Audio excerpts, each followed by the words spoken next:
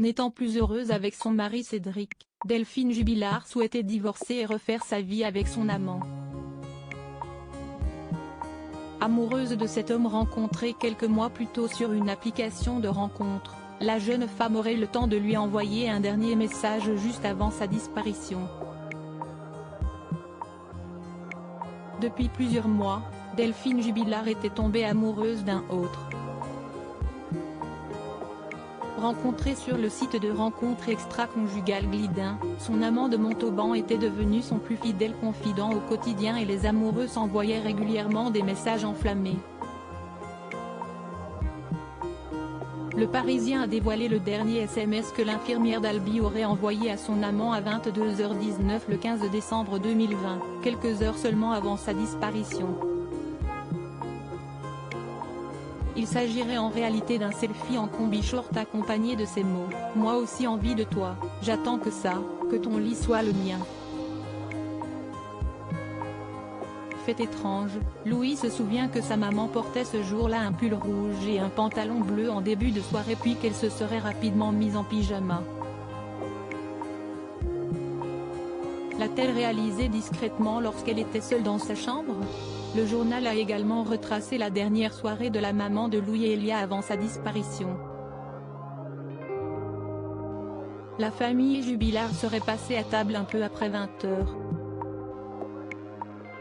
Une heure plus tard, Delphine Jubilard aurait couché sa fille avant de s'installer avec Louis dans le canapé pour regarder l'émission La France a un incroyable talent sur M6.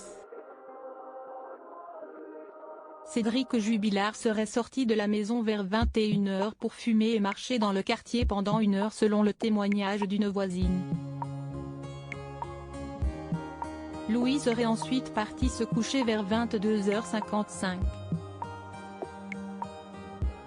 Cédric serait déjà couché à ce moment-là. Interrogé par les enquêteurs, Louis aurait en tout cas entendu de vifs échanges entre ses parents peu de temps après être allé dans sa chambre.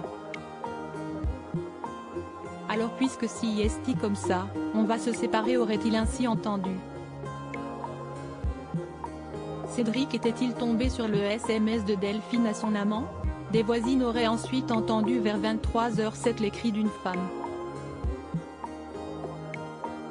Ces cris pouvaient, selon elle, provenir de la maison du couple Jubilard et étaient accompagnés par des aboiements de chiens.